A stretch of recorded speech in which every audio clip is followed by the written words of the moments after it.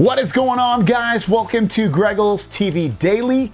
Let's get into the tech news. First story of the day is about the Galaxy Tab S7 and S7 Plus. The One UI 3.1 and Android 11 update is rolling out to those devices right as we speak. It's rolling out in Korea, and it brings with it a really cool feature. And as you can see from this photo right there, S7 and S7 Plus get second screen support with One UI 3.1 update. And again, it's rolling out in Korea. So what you'll be able to do is you'll be able to use, for instance, your Windows computer as your main computer, obviously, and then use your Galaxy Tab S7 or S7 Plus as an extended monitor on here. This is really cool. This is a cool feature to have, especially when it's built in to the operating system and you don't have to download a separate app in order to do so. Along with the 3.1 update, it is 2.4 gigabytes in size, and it gives you a bunch of new updates and things right here, as you can see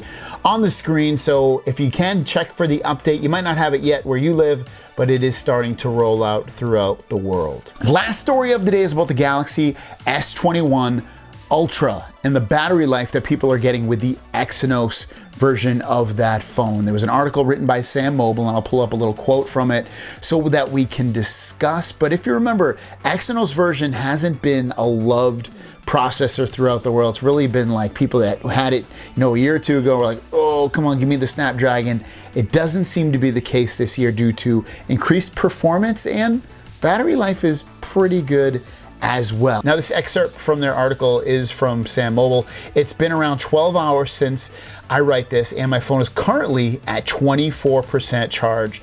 And that gives him 4 hours and 27 minutes of screen on time. This is with 120 hertz refresh rate enabled at the maximum screen resolution, mind you, along with a bit of photo taking, web browsing, watching an hour and a half of YouTube videos. This is just day one, and the battery life could get better in the future once the phone understands my usage patterns. Now, I wouldn't say his battery life is like amazing, but for me, that's kind of what I would expect and be happy with at that point. That's pretty much what I was getting with the Galaxy S20 Ultra, Note 20 Ultra, around that, because at that point I'd probably have about maybe 5.5 hours of screen on time, maybe closer to 6.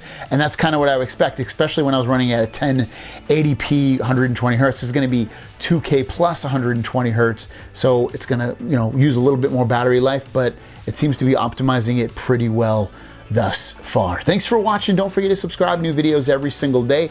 I have a really good question for you today.